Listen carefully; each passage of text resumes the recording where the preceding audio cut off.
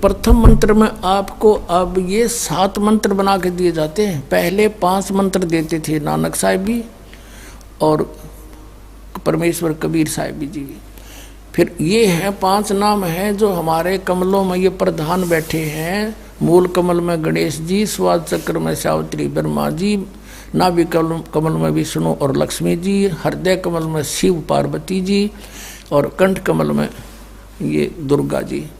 तो ये 7 नाम इसलिए देते हम कि मान लीजिए उपदेश ले लिया और ये प्रथम मंत्र एक बार मेरे मुख से भी सुन लिया मालिक की इसकी जैसे हम देते हैं, और फिर उसकी उस सुनने के बाद साथ साथ बोल लिया और फिर भी मृत्यु हो जाती है, तब मनुष्य जीवन गारंटीड है उस व्यक्ति को, ये गारंटी देता है। और यदि उसने जाप कर लिया कुछ दिन और विश्वास ठीक रहा तो वो स्वस्थ भी होगा और इसकी इसी जीवन में आयु बढ़ती चली जाएगी, परमात्मा बढ़ाता चला जाएगा जब तक उसका मोक्ष नहीं होगा, इस जन्म में पार कर देगा आपको।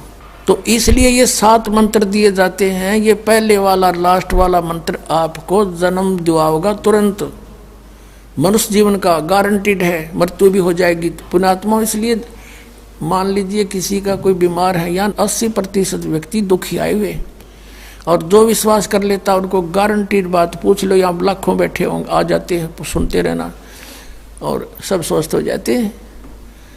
तो ये वो परमात्मा है। तो इसलिए प्रथम मंत्र जो आपको दिए जाते हैं इनमें ये 2 मंत्र अब कंपलसरी थे, पहले नहीं थे ये।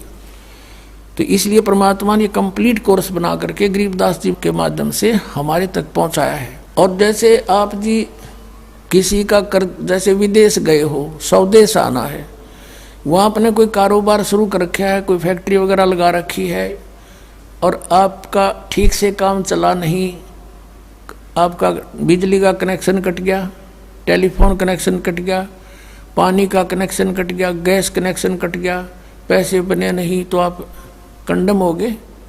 और वहाँ कोई ऐसा प्रभावशाली व्यक्ति आपको मिल जावे, सरकार को गारंटर बनाए कि भाई तुम इनका चालू करो कनेक्शन, मैं गारंटर बनता हूँ, और फिर उसको कहेगा भी तू पैसे तो देगा, यही तेरे कर्जा उतारेगा, नहीं तो फिर काट दियो ना, वो देता क्या बात है। तो ऐसे ये दास आपका गारंटर बनता है और आपके सब कनेक्शन चालू करवाता है, लेकिन इनकी मजदूरी करके ये देने पड़ेंगे, तुमने कर्जा आप उतारना पड़ेगा। और परमात्मा जो है कुछ अपने कोटे से भी आपको पैसे देता, क्योंकि आप चला ही नहीं सकते अपनी फैक्ट्री को बगैर थोड़ा बहुत और सारा ना मिल रहा कहीं से, तो वो बगैर आपके वैसे सब्सिडी समझ लो ऐसे देता है। तो परमात्मा पहले आपको सब्सिडी देता है जिससे आप अपना काम चलाओ और फिर डट कर भक्ति करो, मर्यादा में रहो, आप धनी हो जाओगे, बहुत शीघ्र धनी हो जाओगे। बहुत कीमत है इन मंत्रों की। इन भगवानों के जो 5 प्रधानों से आपने मुक्त होना है, त्रिकुटी पर जब जा सको हो उस समय पहुंच पाओगे जब इनसे आप अपना नो डू सर्टिफिकेट ले लोगे। अब ये मंत्र जो 2 मंत्र फर्स्ट और लास्ट है इन 7 मंत्रों में, इसके साथ मिलने से ये मंत्र जो प्रथम जाप आप करते हो, इनका ऋण मुक्त हो जाने के बाद भी कुछ आपकी कमाई यदि बचगी तो इन 2 मंत्रों के प्रभाव से ये कन्वर्ट हो जाएगी आपकी सतलोक चालन नालियाँ में, इनमें से बच भी गई तय। और फिर जब आप यहाँ से प्रस्थान करोगे तो आपका अकाउंट, अब ये कहते हैं राधा स्वामी धन धन सतगुरु वाले, ये जय गुरुदेव वाले कहते हैं, हमारे गुरुजी तो कहते हैं हम तो सीधे त्रिकुटी से चलते हैं। यहाँ बताते हैं त्रिकुटी यहाँ नहीं है, त्रिकुटी इसके पीछे बैक में है, यहाँ पर जो नीचे से सारा ये तंत्र साथ मिला हुआ आता है, यहाँ है पीछे। ये कहते हैं हमने ना तो वेदों की आवश्यकता, ना किताबों किसी और, ना हम गीता को मानते, ये भी तो किसी ने लिखी है, और हम तो सीधे त्रिकुटी से प्रारंभ करते हैं अपना रास्ता, त्रिकुटी से उसका किसी ने नहीं पता। ये सारे ऋषि महर्षि त्रिकुटी माथा मारा करते और उन्हें खक नहीं पाया आज तक। त्रिकुटी से तो बहुत आगे जाना हमने, और त्रिकुटी पर जाना कोई बालकों का खेल है, कोई बरवाले का बस स्टैंड है, चाहे पैदल पहुंच जाओ चाहे रिक्शा में बैठ कर पहुंच जाओ। त्रिकुटी इज द इंटरनेशनल एयरपोर्ट, त्रिकुटी अंतर्राष्ट्रीय हवाई अड्डा जानो। और वहाँ वही व्यक्ति जाता सैर सपट्टे, तो कोई धक्के खाए जाओड़ा क्या फायदा होगा, उसने देख भी और आ जाओ उल्टा, क्या फायदा उसका।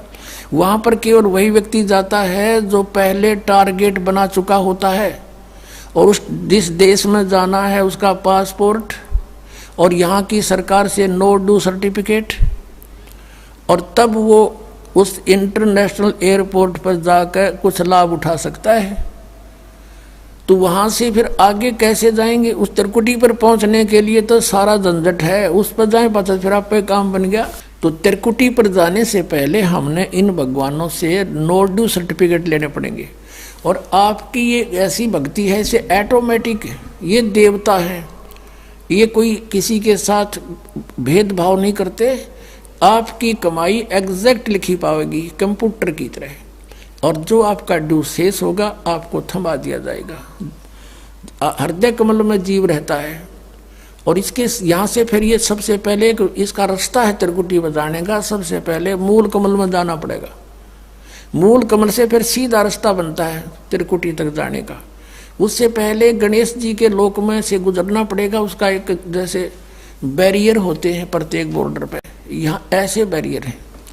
वहाँ जब आप जाओगे आपके सामने आपके मस्तिष्क पर जैसे लॉकेट होता है ऐसा लगा पाएगा, और तुरंत आपको कहा जाएगा चलो आप जाओ, आपकी ये पूंजी, और वो आपके उस मस्तिष्क में ऐसे लॉकेट पे वो नो ड्यू सर्टिफिकेट छपता चला जाएगा। फिर आगे चलोगे आप, आगे आप पहुँचोगे जब विष्णु जी के लोक में, वहाँ भी आपको ऑटोमेटिक मिलेगा, कोई बाधा नहीं मिलेगी, क्योंकि वहाँ तो चोरों को पकड़ा जाता है, सा को थोड़ा, वो देवता भी तो हैं, वो किसी के साथ जरा सी भी गड़बड़ नहीं करते। फिर ऐसे शिव के लोक में से शिव इस कमल में हृदय कमल से फिर त्रिकुटी कंठ कमल में आएंगे, फिर हम त्रिकुटी पर पहुंचेंगे। अब त्रिकुटी पर जाने के बाद इस सतनाम के जो प्रथम मंत्र का अकाउंट वहाँ देंगे, लेकिन वहाँ पर यह काल बकवाद करवा देता है। यहाँ का जो जितने देव हैं ये अपने सतर पर कोई गलती नहीं करते, ये करवाता है। जैसे श्री कृष्ण, इसने सारे प्रयत्न किए थे कि भी युद्ध ना हो, सबसे प्रार्थना की थी दोनों पक्षों से, फिर इन्होंने देख लिया था कि ये मानना नहीं, ये तो इन मत बुद्धि भ्रष्ट हो चुकी है। और उसमें क्या था कि सब रिश्तेदार राजा आधे आधे बांटने थे उन्होंने। ये राजा को भाई जो कौरवों के पक्ष में आना चाहता है वो अपनी स्वीकृति दे दो, पांडवों के पक्ष में आना चाहता है वो अपनी स्वीकृति दे दो, ऐसे कति तैयारी होगी। तब श्री कृष्ण जी ने सोचा भाई अब ये तो मेरा भी नंबर आओगा, मैं भी राजा हूँ, और मैं पांडवों का रिश्तेदार, क्योंकि श्री कृष्ण की बहन अर्जुन का ब्याह रखी, रिश्तेदारी पक्की, और उधर से वो चाचे ताऊ थे, कोई अलग नहीं। तो श्री कृष्ण जी ने यहाँ तक कह दिया कि अभी एक तरफ तक मैं हूँगा, एक तरफ मेरी सेना होगी, अब मांग लियो जिसको मांगना हो। और यहाँ तक भी कह दिया कि मैं हथियार नहीं उठाऊंगा। अब पांडव तो मुंह धो रहे थे श्री कृष्ण पे कि सर्वशक्तिमान है, ये जो हमारी तरफ पक्ष में हो गया तो अकेला ही बहुत है। तो फिर पांडव घबरा गए थे। पांडवों ने यहाँ तक कह दिया था प्रभु हमें 5 गांव दिवा दो, हम युद्ध नहीं करेंगे। वो नहीं मानना था, फिर भी छोड़ो इस बात को, हम आगे लेंगे। तो फिर जब महाभारत का युद्ध हुआ, अब श्री कृष्ण ने हथियार उठाया, पहिया उठा लिया रथ का, उसको अपनी शक्ति से सुदर्शन चक्र बना दिया और उसने बहुत लाखों लोगों को काट डाला। अब ये अपने सतर पर गलती नहीं करते ये देवता, जब तक ये न्यूट्रल रहते हैं। और जब इस काल ने इन पर प्रभाव किया, अंदर प्रवेश कर गया इसके काल, श्री कृष्ण के पाप को बनवा दिए इसके, और सुदर्शन चक्र उठवा दिया और झूठा बना दिया, वह प्रतिज्ञा भंग करवा दी। ऐसे ये त्रिकुटी पर जाकर चाल चाल है, यहाँ तक नहीं बोलता ये। अब वहाँ ये कोशिश करता है कि इसको यहाँ उलझा दूँ।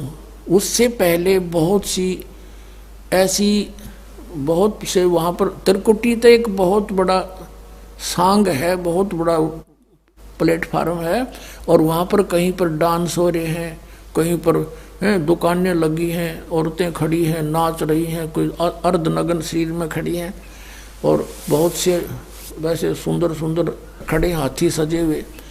तो ये जीव वहाँ जाकर बिचल जाता है। सब ये नकली गुरु भी वहीं खड़े हैं, नकली गुरुओं का रूप बनाकर तो काल आता है, और अपने असली गुरु का रूप बनाकर परमात्मा आते। इस दास के रूप में आपको त्रिकुटी पे उपलब्ध होंगे परमात्मा।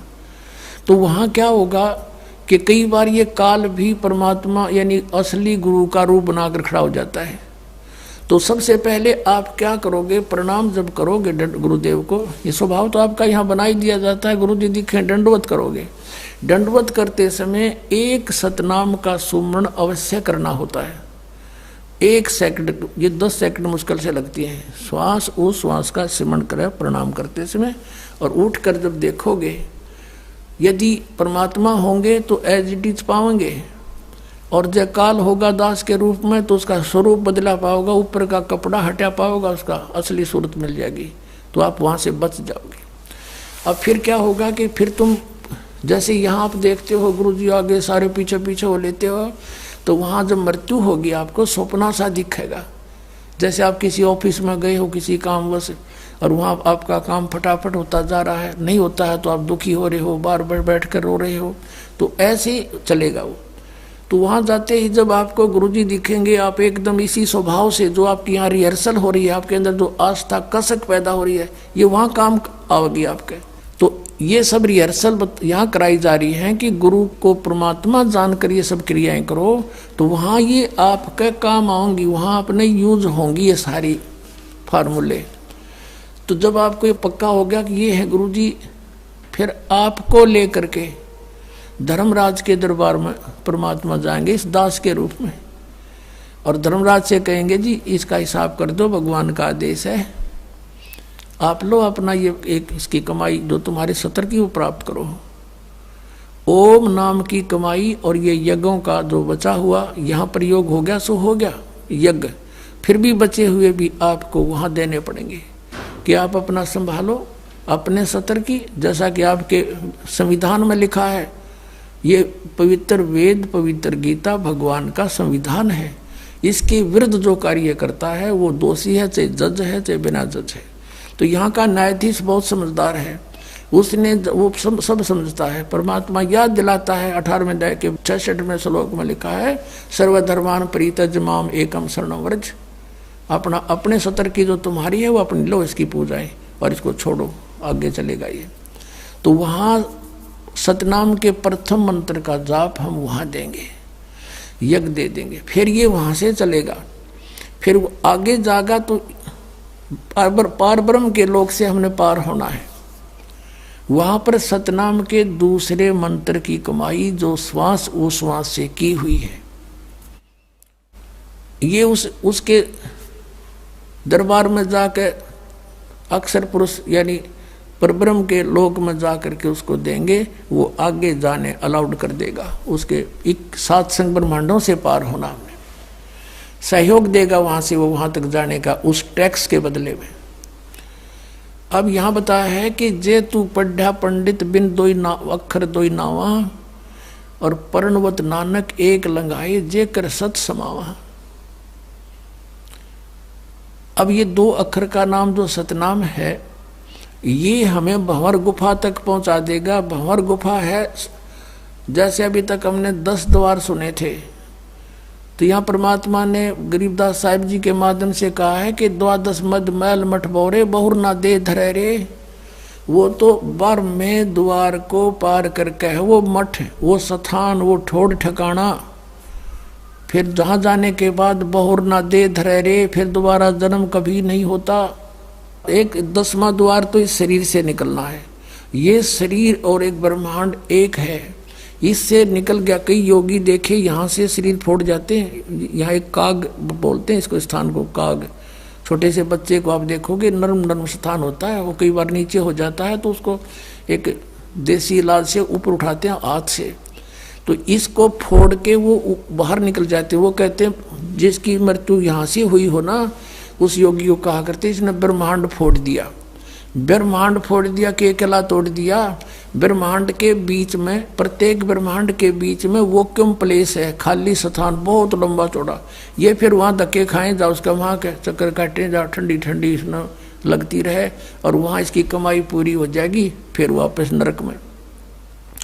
और फिर 21 ब्रह्मांड का भी एक ग्रुप है, चारों तरफ से एक अंड आकार है, और 21वें ब्रह्मांड का कनेक्शन जो है उसके चारों तरफ भी फिर खाली स्थान है, और वहाँ से सीधा एक 11वां द्वार है, वो अक्षर पुरुष के लोक में प्रवेश होता है, 7 संघ ब्रह्मांडों का। वो 7 संघ ब्रह्मांड भी चारों तरफ से एक तरफ बंद हुए हैं, पैक हैं, और बीच में अलग अलग डिवाइड हैं, वो अलग है। तो जब 11वें द्वार को पार करेंगे तो उसमें प्रवेश कर जाएंगे, अक्षर पुरुष के लोक में है। और 12वां द्वार जब है अक्षर पुरुष का, जो 12वां द्वार है अक्षर पुरुष के लोक से सतलोक में जाने के लिए पहले बीच में एक और स्थान है जो गुफा टाइप है, और उसको ऐसे गोल आकार है, वो ऐसे ऐसे जाएगा ऊपर को। तो वहाँ जब हम 12वें द्वार पर खड़े हो जाते हैं, इसका जो अक्षर पुरुष का चारों तरफ से जो बंद है उसके पारदर्शक है, वो वहाँ से सतलोक दिखाई देता उस आत्मा को जिसके पास सार नाम की कमाई है। अन्य को नहीं दिखता, अक्षर पुरुष के लोग व्यक्तियों को नहीं दिखता, वहाँ के प्राणियों को नहीं दिखता, तो वहाँ से फिर वो दिखाई देता है। अब जैसे नानक साहब ने कहा है कि एक छुड़ावे एक लखावे, यूँ तो छुड़ाओगा कालते सतनाम का पहला मंत्र ओम, और वो जो दूसरा मंत्र है वो लखावेगा, वहाँ जाकर एंड पे बैठा देगा, और वहाँ से आपको सतलोक दिखाई देगा, पार नहीं हो सकते। सार नाम है जिसके पास, तो फिर वो आगे उस भंवर गुफा से पार करके, और फिर आपको 12वां द्वार पार करके तब परमात्मा का वो मठ है, वो स्थान है, सतलोक है, जहाँ जाने के बाद साधक फिर लौट कर कभी संसार में नहीं आते। तो इस प्रकार ये अर्थ तो ये था 18वें अध्याय के 66वें श्लोक का। ये बालक के जाने, संस्कृत के जानने वाले विद्वान पाक रहे थे, इनको कख नहीं पता था, अनृत कर डाला इस अनमोल सदग्रंथों का।